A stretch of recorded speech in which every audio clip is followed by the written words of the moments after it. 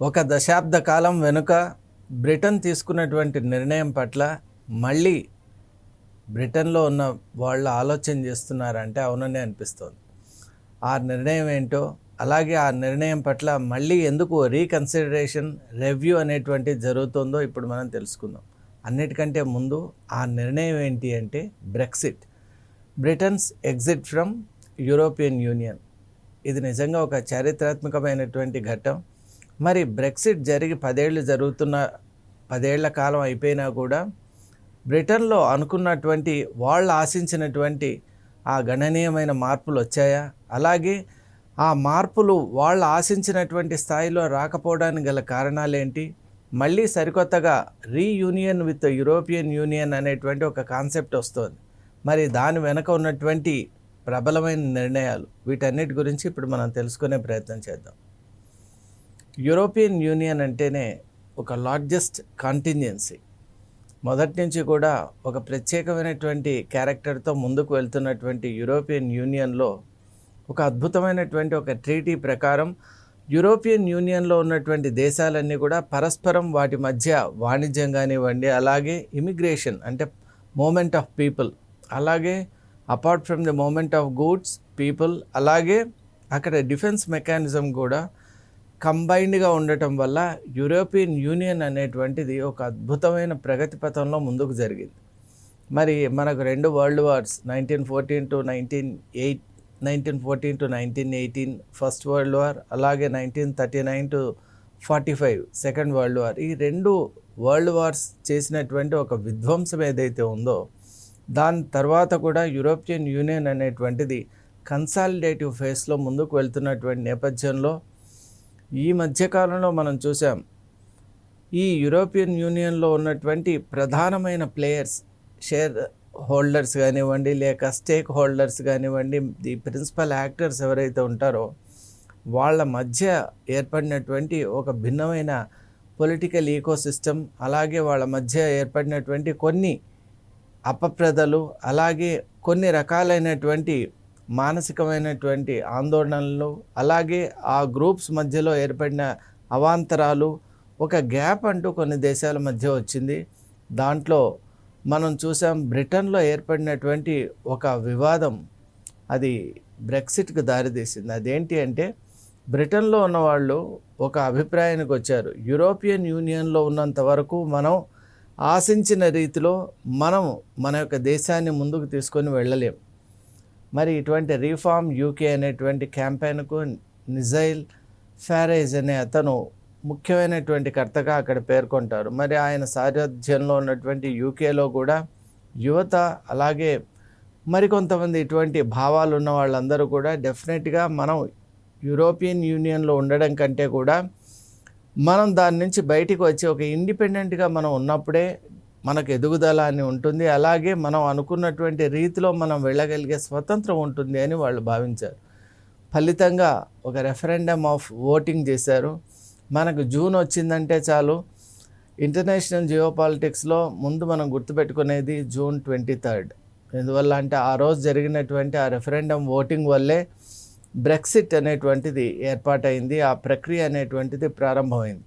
Transition కొంత సమయం పట్టినా కూడా ఆ రోజు నుంచే ఒక పెను విప్లవం వైపు, అలాగే ఒక కొత్త చరిత్ర అనేటువంటిది లిఖించబడింది. కాబట్టి జూన్ 23, 2016 అంటే కరెక్ట్గా ఇప్పటి నుంచి 10 ఏళ్ల వెనక మనం వెళ్ళినట్టయితే ఈ ఉద్యమం, రీఫార్మ్ యూకే అనేటువంటి ఉద్యమం చాలా ఒక తీవ్రమైన స్థాయిలోకి వెళ్ళిపోవటం, అలా వెళ్ళినటువంటి నేపథ్యంలో ఆ ఎలక్షన్స్ ఎప్పుడైతే రెఫరెండమ్ ఓటింగ్ అనేది జరిగిందో అందులో ఒక థిన్ మార్జినే అక్కడ లీవ్ యూరోపియన్ యూనియన్ అనేటువంటి వాళ్లకు రిమైన్ విత్ యూరోపియన్ యూనియన్ అనేటువంటి ఆ 2 వర్గాలకు మధ్య ఉన్నటువంటి అంతరం చాలా, అంటే ఇట్ వాస్ లెస్ దెన్ 2%. అంటే మీరు ఊహించుకోవచ్చు, the percentage of winning category was very very very thin అని చెప్పుకోవచ్చు. మరి 52% of them wanted to leave European Union, అలాగే 48% wanted to remain with European Union. మరి అలా ఇచ్చినటువంటి ఆ ప్రజా తీర్పు రెఫరెండాన్ని అనుసరించి బ్రిటన్ గవర్నమెంట్స్ మెల్లగా బోరిస్ జాన్సన్ కానివ్వండి, అలాగే ఆ తర్వాత వచ్చిన ఆ ప్రైమ్ మినిస్టర్స్ ఎవరైతే ఉంటారో వాళ్ళందరి యొక్క సారథ్యంలో ఈ ప్రక్షాళన ప్రక్రియ అనేటువంటిది ప్రారంభమైంది. అది ఈరోజు మనం చూసినట్టయితే బ్రిటన్ అనేటువంటిది ఒక ఇండిపెండెంట్గా యూరోపియన్ యూనియన్ నుంచి బయటికి వచ్చి ఒక స్వతంత్ర ప్రతిపత్తి కలిగినటువంటి ఒక దేశంగా తన ఎకనామిక్ యాక్టివిటీస్ కానివ్వండి, కమర్షియల్ యాక్టివిటీస్ కానివ్వండి, ట్రేడ్ యాక్టివిటీస్ కానివ్వండి, పొలిటికల్ యాక్టివిటీస్ కానివ్వండి, లీగల్ యాక్టివిటీస్ కానివ్వండి, తనకు తాను నిర్ణయం తీసుకునేటువంటి ఒక ఎంటిటీగా ముందుకు వెళ్తున్నటువంటి నేపథ్యంలో మనం చూసాం బ్రెక్సిట్ రావడానికి కూడా కొన్ని ప్రధానమైన కారణాలు ఉన్నాయండి. అసలు ఆ క్యాంపెయిన్ రావాలి అంటే అప్పుడు బ్రిటన్లో ఉన్నటువంటి కండిషన్స్ ఏంటి కూడా మనం ఒక్కసారి ఆలోచన చేస్తే బ్రిటన్లో ఉన్నటువంటి చాలామందిలో ఒక అభిప్రాయం కలిగింది. మనము ఒక ఇండిపెండెంట్ కంట్రీ అయినా కూడా మనకు ఒక సోవరెయినిటీ అనేటువంటిది లేదు. ఎందువల్ల అంటే మనం ఎప్పుడు కూడా యూరోపియన్ యూనియన్లో భాగం కావటం వల్ల యూరోపియన్ యూనియన్ చేసేటువంటి ఆ నిర్ణయాలు, తీసుకునే నిర్ణయాలు, అలాగే ఆ డెసిషన్స్, అలాగే వాటి అవుట్కమ్స్ అవి ఫేవరబుల్గా మనకు ఉన్నా లేకున్నా కూడా వాటిని మనం అనుభవిస్తూ ఉన్నాం. అంటే ఓ రకంగా చెప్పాలి అంటే మనం స్వతంత్ర దేశమైనా కూడా అస్వతంత్రంగానే ఉన్నాం. ఎందువల్ల యూరోపియన్ యూనియన్ తీసుకునే నిర్ణయాలకు మనం కట్టుబడి ఉండాలి, since we are a part of it. కాబట్టి సోవరెయినిటీ అనేటువంటిది మనకు ఏదైతే మొదటి నుంచి ఉందో ఆ సోవరెయినిటీని మనం కోల్పోయాం అనేటువంటి ఒక భావన కలిగింది ప్రజల్లో. ఇది అన్నిటికంటే ముఖ్యమైనటువంటి భావన. ఆ తర్వాత మనం చూసినట్టయితే రెండో అతిపెద్ద సమస్య ఇమిగ్రేషన్ విషయంలో వచ్చిందండి. ఆ ఇమిగ్రేషన్ అంటే ఏంటంటే ఈ ట్రీటీ, యూరోపియన్ యూనియన్ ట్రీటీ ప్రకారం ఏంటి అంటే యూరోపియన్ యూనియన్లో ఉన్నటువంటి కాన్స్టిట్యూయెంట్ మెంబర్స్ ఎవరైతే ఉంటారో వాళ్ళు వీసా ఫ్రీగా ఏ దేశంలో అయినా ఎక్కడైనా ఉండొచ్చు, విద్యాభ్యాసం చేయొచ్చు, ఉద్యోగాలు ఎత్తుక్కోవచ్చు, అక్కడే స్థిరపడవచ్చు. అసలు వాళ్ళ మీద ఎటువంటి ఆంక్షలు కూడా ఉండవు. మరి దీనివల్ల కూడా ఇక్కడ లోకల్గా స్థానికంగా ఉన్నటువంటి బ్రిటన్ పౌరులు ఎవరైతే ఉన్నారో వాళ్ళందరూ కూడా మా వనరులు, అలాగే మాకు రావాల్సినటువంటి జాబ్ ఆపర్చునిటీస్ కానివ్వండి, ఎడ్యుకేషనల్ ఆపర్చునిటీస్ కానివ్వండి, వేరే దేశాల వాళ్ళు తీసుకుపోతున్నారు, వాళ్ళు అపహరిస్తున్నారు, వాళ్ళు కొల్లగొడుతున్నారు అనేటువంటి ఒక భావన కూడా వచ్చింది. మరి ఇది కూడా ఒక ప్రధానమైనటువంటిది. ఎందుకంటే యూరోప్లో మనం చూసినట్టయితే అన్ని దేశాలు కూడా ఒకే స్థాయిలో డెవలప్మెంట్ అనేటువంటిది లేదు. ప్రత్యేకతలు ఉన్నాయి ఏ దేశానికి అదే. కానీ డెవలప్మెంటల్ ఆ గ్రోత్లో చూస్తే జర్మనీ కానివ్వండి, యూకే కానివ్వండి, ఫ్రాన్స్ కానివ్వండి, ఇటలీ కానివ్వండి, వీటి యొక్క డెవలప్మెంటల్ మాడ్యూల్ చాలా డిఫరెంట్గా ఉంటుంది. మరి ఇక్కడ మనం చూసినట్టయితే బ్రిటన్లో అటువంటి భావన వచ్చింది. అలాగే మనం చూస్తే ఇంకొకటి ఏంటి అంటే న్యాయ వ్యవస్థలో కూడా యూరోపియన్ యూనియన్ ఆ కోర్ట్స్ ఆఫ్ లా ఇచ్చినటువంటి జడ్జిమెంట్సే ఇక్కడ ఫాలో అవుతారు, కానీ ఇక్కడ హైయెస్ట్ కోర్ట్స్ ఇచ్చినటువంటి వాటిని కూడా సూపర్సీడ్ చేస్తోంది. మరి లీగల్గా కూడా మనం కొన్ని అభిప్రాయాలు ఉన్నా కూడా వాటిని ముందుకు తీసుకొని వెళ్ళలేకపోతున్నాం. అలాగే ఇంకొకటి ప్రధానమైన కారణం ఏంటంటే యూరోపియన్ యూనియన్ అనేటువంటి ఒక బ్లాక్లో కాంట్రిబ్యూషన్ వైజ్ మనం చూసినట్టయితే Britain is contributing a lot. Britain ఎంత కాంట్రిబ్యూట్ చేస్తుందో దానికి అంత రిటర్న్స్ దానికి రావడం లేదనే ఒక అభిప్రాయం వచ్చింది. ఎందువల్ల అంటే మనం గ్రూప్కు మన కాంట్రిబ్యూషన్ ఏమో చాలా ఎక్కువగా ఉంది, కానీ మన రిటర్న్స్ దాని నుంచి మనం పొందే బెనిఫిట్ ఏమో అది మార్జినలైజ్డ్గా ఉంది. అంటే మన ఇన్పుట్తో పోలిస్తే ఆ అవుట్పుట్ అనేటువంటిది చాలా తక్కువగా ఉంది. అదే వేరే చిన్న దేశాలు ఎలా అంటే విత్ లిటిల్ ఇన్పుట్ వాళ్ళ output how much they are getting benefited అంటే అది చాలా పెద్ద మార్జిన్లో ఉంది. కాబట్టి ఈ వేరియేషన్ ఏదైతే ఉందో దాన్ని బ్రిటన్ వాళ్ళు ఓర్చుకోలేకపోయారు. మన కాంట్రిబ్యూషన్కి తగినటువంటి ఫలితం ఎప్పుడు వస్తుందంటే మనం యూరోపియన్ యూనియన్ నుంచి బయటకు వచ్చినప్పుడే వస్తుంది అని అనుకున్నారు. ఇక ఆ తర్వాత ఇంకోటి చూస్తే సెక్యూరిటీ ప్రాబ్లమ్స్, సెక్యూరిటీ థ్రెట్స్ కూడా చూశారు.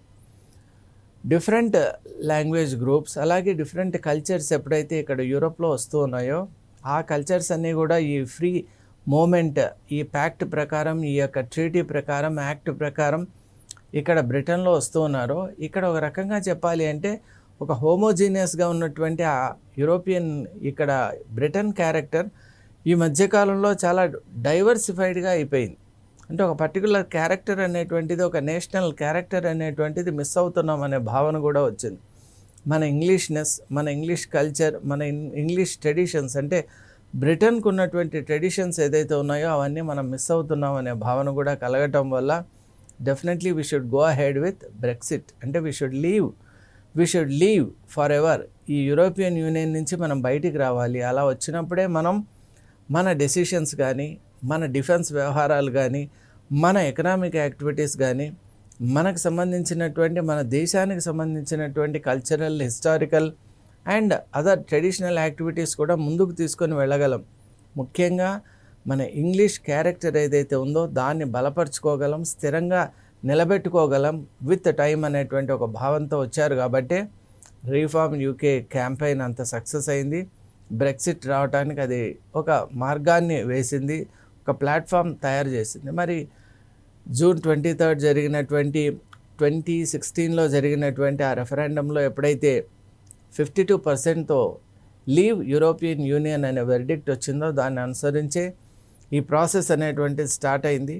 అలా స్టార్ట్ అయిన తర్వాత ఇప్పుడు మనం చూసినట్టయితే 2026లో when we look back at what has happened to Britain and what has happened to European Union and how the world looks at this అని ఒక 3 స్టాండ్ పాయింట్స్ మనకుంటే కనుక, ఫస్ట్ బ్రిటన్కి అయినటువంటి మంచి జరిగిందా లేక బ్రిటన్ దీనివల్ల ఏమైనా కోల్పోయిందా అని మనం చూసినట్టయితే ఇప్పుడు ఉన్నటువంటి పరిస్థితులు చూస్తే జీడిపి అనేటువంటిది దాదాపు 6 to 8% తగ్గిందండి 10 years తర్వాత మనం ఎప్పుడైతే చూస్తామో. అలాగే గ్లోబల్ ఇన్వెస్ట్మెంట్, ఫినాన్షియల్ ఇన్వెస్ట్మెంట్ ఏదైతే ఉందో నియర్లీ 12% తగ్గింది.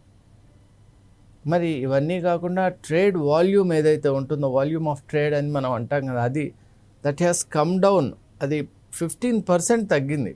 మరి ఇంత ఒక స్టాటిస్టిక్స్ మనకు చెప్తున్నటువంటి, ఇండికేట్ చేస్తున్నటువంటి ఫిగర్స్ చాలా మ్యాసివ్. మరి ఇంత ఈ విధమైనటువంటి ఒక రిపోర్ట్ మనం చూసినప్పుడు డెఫినెట్లీ బ్రెక్సిట్ వల్ల బ్రిటన్ ఎటువంటి లాభాన్ని పొందలేదనే మనకు ఈ యొక్క నెంబర్స్ చెప్తూ ఉన్నాయి. మరి దానికి వెనక ఉన్న కారణాలు ఏంటి? ఎందువల్ల అంటే బ్రిటన్ ఇష్టపడి కోరుకొని ప్రపంచంలో ఇదొక చరిత్రలాగా నిలిచిపోయింది బ్రెక్సిట్ అనేటువంటిది. దీర్ఘకాలంగా ఉన్న సంబంధాలను తెంచేసుకొని బయటకు వచ్చింది. మరి వచ్చినటువంటి నేపథ్యంలో ఎందుకు ఆ మార్పును ఒక సద్వినియోగం చేసుకోలేకపోయింది, ఒక అడ్వాంటేజ్గా మార్చుకోలేకపోయిందంటే దానికి కూడా కొన్ని కారణాలు చెప్తున్నారు. ముఖ్యమైన కారణం ఏంటి అంటే ఎప్పుడైతే యూరోపియన్ యూనియన్ నుంచి బయటకు వచ్చేసారో ఫ్రీ మూమెంట్ అనేటువంటిది ఫస్ట్ మిస్ అయింది. దానివల్ల యూకేలోకి రావాలన్నా, యూకే వాళ్ళు ఇంకో దేశానికి అంటే యూరోప్లోని ఇంకో దేశానికి వెళ్ళాలన్నా కూడా వీసా అనేటువంటిది, పర్మిషన్ అనేటువంటిది, ఆ లీగల్ ప్రాసెస్ అనేది కంపల్సరీ అయింది. దానివల్ల ఈ ఫ్రీ మూమెంట్ తగ్గడం వల్ల లేబర్ ఫోర్స్ షార్టేజ్ అనేది యూకేలో వచ్చింది. ఫస్ట్ టైం ఫీల్ అయ్యారు. ఎందువల్ల అంటే అంతవరకు కావాల్సినటువంటి లేబర్ను కలెక్ట్ చేసుకొని they use to bring them to UK. మరి ఇప్పుడు ఫర్ ది ఫస్ట్ టైం అక్కడి నుంచి రావాలి అంటే ఆ దేశం నుంచి మనం అప్లై చేయాలి, పిలుచుకొని రావాలి. వాళ్ళు ఇక్కడికి రావాలన్నా వాళ్ళకి ఈ విధంగా ఒక అప్రూవల్స్ ఉండాలి. లీగల్ ఫార్మాలిటీస్ చాలా ఎక్కువైపోయినాయి. అలాగే మనం చూసినట్టయితే ఎకనామిక్గా కూడా ఎలా అయిందంటే ఇంతవరకు ఫ్రీ ట్రేడ్ ఆఫ్ పీపులే కాదండి, గూడ్స్ కూడా ఉండేది. ఇప్పుడు ఏమైంది? రెడ్ టేపిజం, వాటికి చెక్కింగ్ ఉంది, స్టాండర్డైజేషన్ ఉంది. ఇంతవరకు గూడ్స్ వచ్చాయంటే they use to freely enter in to the different markets of Europe. Either UK produced goods మిగతా మార్కెట్స్ కానీ యూరోపియన్ యూనియన్లో అక్కడివి ఇక్కడిగానే వచ్చేవి. కానీ ఇప్పుడు సినేరియో ఇస్ డిఫరెంట్. అక్కడి నుంచి ఇక్కడికి రావాలన్నా, ఇక్కడి నుంచి అక్కడికి వెళ్ళాలన్నా స్టాండర్డైజేషన్ చెక్స్ అనేవి ఉంటాయి. అంటే ఎక్స్పోర్ట్ క్వాలిటీకి మ్యాచ్ అవుతున్నాయా లేదా వాళ్ళు పంపించినవి ఇంపోర్ట్ క్వాలిటీకి మ్యాచ్ అవుతున్నాయా అన్నీ చెక్ చేసుకోవాలి. మరి ఇటువంటి వాటి వల్ల జాప్యం కావడం, అలాగే ముఖ్యంగా సప్లై చైన్స్ అనేవి డిస్రప్ట్ అయిపోయాయి. ఎందువల్ల అంటే ఇప్పుడు యూరోపియన్ యూనియన్లో ఒక్కొక్క దేశానికి ఒక ప్రత్యేకత అని చెప్పుకున్నాం. మరి అన్నీ ఒక చోట ఉండవు కాబట్టి అక్కడి నుంచి మనకి ఇన్పుట్స్ రావాలంటే కూడా అక్కడి నుంచి ఇక్కడ రావాలంటే ట్యాక్స్ స్ట్రక్చర్ మారిపోవడం, మళ్ళీ ఇక్కడ క్లియరెన్స్ రావటం. దీనివల్ల అప్పట్లో బ్రెక్సిట్ స్టార్ట్ అయిన రోజుల్లో హెవీ అంటే ఒక lines and lines of trucks అలా నిలిచిపోయి ఉండటం కూడా మనం అందరూ చూసే ఉంటాం, వినే ఉంటాం. మరి ఇటువంటి నేపథ్యంలో సప్లై చైన్స్ తెగిపోవటం, అలాగే వీటన్నిటి వల్ల ఇక్కడ దీని ఎఫెక్ట్ వల్ల ఇక్కడ ఇండస్ట్రియలైజ్డ్ గూడ్స్ ప్రొడక్షన్లో ఆ ధరలు అనేటువంటివి పెరిగిపోతూ ఉన్నాయి. దానివల్ల మార్కెట్ ఎఫెక్ట్ వల్ల ప్రజలకు కనీస అవసరాలు ఏవైతే ఉన్నాయో వాటి ధరలు కూడా పెరిగిపోయాయి. అలాగే ఇన్ఫ్లేషన్ కూడా పెరిగిందండి.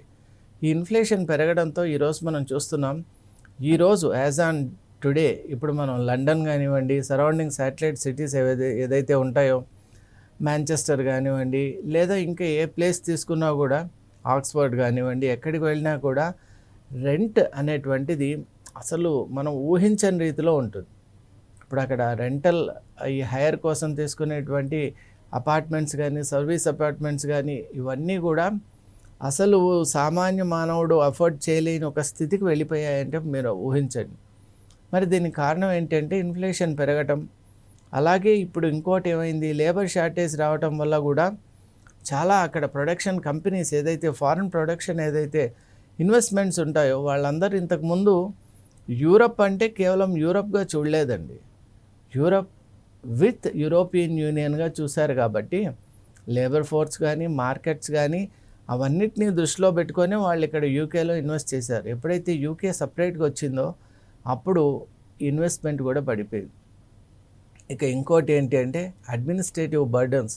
ఇప్పుడు మనం చూసినట్టయితే అడ్మినిస్ట్రేటివ్ బర్డన్స్ కూడా చాలా పెరిగిపోయాయి. ఎందువల్ల మీడియం సైజ్డ్ కానీ, స్మాల్ సైజ్డ్ కానీ ఈ ఎకానమీస్ ఎప్పుడైతే వేరే చోటికి పంపించాలో ఈ అడ్మినిస్ట్రేటివ్ ప్యాటర్న్స్ చాలా ఎక్కువైపోయినాయి.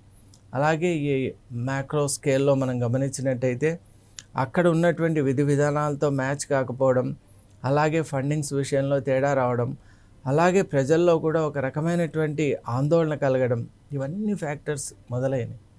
అందువల్ల మనం ఒకటి ఆలోచన చేయాలి, బ్రెక్సిట్ అంటే మనం ఏంటి అనేటువంటిది వీటన్ని ఫ్యాక్టర్స్ ద్వారా మనం తెలుసుకునే ప్రయత్నం చేస్తున్నాం. బ్రెక్సిట్ అంటే ఏదో మనం వచ్చేసాం యూరోపియన్ యూనియన్ నుంచి ఇక మనం సాధిద్దామని అనుకోవటానికి వీల్లేదు. ఎందువల్ల అంటే ఎప్పుడు పరిస్థితులు ఎలా ఉంటాయో మనకు తెలియదు. ఈ బ్రెక్సిట్ స్టార్ట్ అయిన తర్వాత మనం చూసాం ఇమీడియట్గానే the world was under covid pandemic. మరి దాని నుంచి లేచి నిలబడటానికే ప్రతి ఎకానమీకి ఎంతో టైం పట్టింది. యాడెడ్ టు దట్ బ్రిటన్లో బ్రెక్సిట్ ఒకటి ఉండటం వల్ల మరింత అక్కడ పరిస్థితులు దిగజారిపోయినాయి. అలాగే మనం చూసాం అక్కడ పొలిటికల్ స్ట్రక్చర్ కూడా క్రంబుల్ అయిపోయిందండి. ఈరోజు మనం చూస్తే జీడిపి చాలా తక్కువ, అంటే పర్ క్యాపిటల్ ఇన్కమ్ కూడా చాలా తక్కువైపోయింది, ఇన్ఫ్లేషన్ పెరిగిపోయింది, సెక్యూరిటీ కన్సర్న్స్ కూడా చాలా ఎక్కువైపోయినాయి, డిఫెన్స్ ఎక్స్పెండిచర్స్ కూడా పెరిగిపోయినాయి. అలాగే అక్కడ మనం చూసినట్టయితే ఇప్పుడు ఉన్నటువంటి లేబర్ పార్టీ ఏదైతే ఇప్పుడు పవర్లో ఉందో మరి అవి కూడా ఎంత ప్రాబ్లమ్స్లో ఉన్నాయో మనం చూసాం. ఈ మధ్య కాలంలోనే లేబర్ పార్టీ కూడా చాలా ప్రాంతాల్లో వాటి యొక్క ఈ కౌన్సిలర్ ఎలక్షన్లో చాలా రకాలుగా అది సీట్స్ను కోల్పోవటం, అలాగే ప్రైమ్ మినిస్టర్ కూడా స్టార్మర్ కూడా పదవీ గండం ఉందనేటువంటి కొన్ని వదంతులు కూడా వచ్చినటువంటి నేపథ్యంలో ఇంబ్యాలెన్స్ అవుతోంది. అంటే పొలిటికల్ స్ట్రక్చర్ ఒక రకంగా షేక్ అయిపోయింది. మరి బ్రెక్సిట్ వల్ల ఇన్ని రకాలైనటువంటి ఒక బాధతో బ్రిటన్ ఉంది. మరి యూరోపియన్ యూనియన్ యొక్క పరిస్థితి ఏంటి అని చూసినప్పుడు మేజర్ కాంట్రిబ్యూటర్ యూరోపియన్ యూనియన్కు జర్మనీ, యూకే, వీటిల్లో సెకండ్ మేజర్ కాంట్రిబ్యూటర్ అయినటువంటి యూకే వెళ్ళిపోవడం వల్ల అక్కడ కూడా చాలా ఒక రకమైన భిన్నమైన వాతావరణం. అంటే ఎప్పుడు వాళ్ళు ఊహించలేదు యూరోపియన్ యూనియన్లో కూడా వీఆర్ ఆల్ టుగెదర్ అనేటువంటి ఒక భావనతో ముందుకు వెళ్ళారు. మరి ఈరోజు మనం చూసినట్టయితే ఆ డిఫరెన్స్ చాలా స్పష్టంగా కనిపిస్తుంది. యూరోపియన్ యూనియన్ ఇంతకు ముందు ఉన్నప్పటికీ ఇప్పటికీ మధ్య చాలా తేడా మనకు స్పష్టంగా కనిపిస్తుంది. అంటే కీ ఫండింగ్ ఏజెన్సీ ఎప్పుడైతే మిస్ అవుతుందో ఆ ఫీల్ అనేది అక్కడ కనిపిస్తుంది. అలాగే డిఫెన్స్ విషయంలో మరీ స్పష్టంగా, అంటే డిఫెన్స్లో ఉన్నటువంటి డిఫెన్స్ ఎక్స్పెండిచర్ కానివ్వండి, డెసిషన్స్లో కూడా Britain was playing a major role. మరి ఇప్పుడు ఆ రోల్ మిస్ అవుతూ ఉండటం కూడా మనం యూరోపియన్ యూనియన్లో చూస్తున్నాం. అలాగే యూరోపియన్ యూనియన్లో బ్రిటన్ అనేటువంటిది ఒక బైండింగ్ ఏజెంట్గా ఉండేది. అంటే Britain has a kind of history కదా. మరి క్లాసికల్ హిస్టరీ ఉండటం ఒక మొనార్కీ నుంచి రావటం వల్ల కొన్ని విధి విధానాలు చాలా చక్కగా పాటించేది యూకే. మరి ఆ ఇన్ఫ్లుయెన్స్ అనేది మిగతా దేశాలపై కూడా డిసిప్లిన్ ఉండేది. మరి ఈరోజు యూరోపియన్ యూనియన్ అంత ఎఫెక్టివ్గా లేకపోవడానికి కారణం ఏంటంటే ప్యూర్ ల్యాక్ ఆఫ్ డిసిప్లిన్ అని కూడా మనం చెప్పొచ్చు. ఆ డెసిసివ్ పాలసీ మేకింగ్ అని కూడా మనం చెప్పొచ్చు. ఈరోజు కొట్టొచ్చినట్టు మనకు అనిపిస్తుంది. అంటే అటు యూరోపియన్ యూనియన్ కూడా, మరీ ముఖ్యంగా ఇప్పుడు యూరోపియన్ యూనియన్లో ఉన్న స్టూడెంట్స్ లండన్కి వెళ్ళి చదువుకోవాలి అంటే వీసా రావాలి.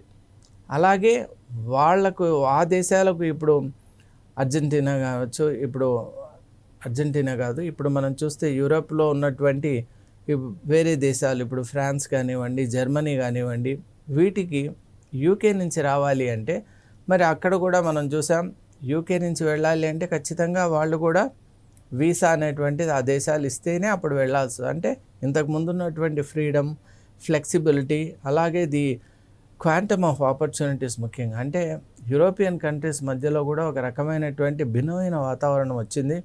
ఒక సైకలాజికల్ ట్రామా అని మనం అంటాం, అటువంటిది ఏర్పడింది. అలాగే ఒక రకంగా యూనిఫైయింగ్ ఫోర్స్, కొహెసివ్నెస్ ఏదైతే ఉందో అది మిస్ అవుతోంది. అందువల్ల యూరోప్ కూడా it is reeling under economic stress as well as political burden.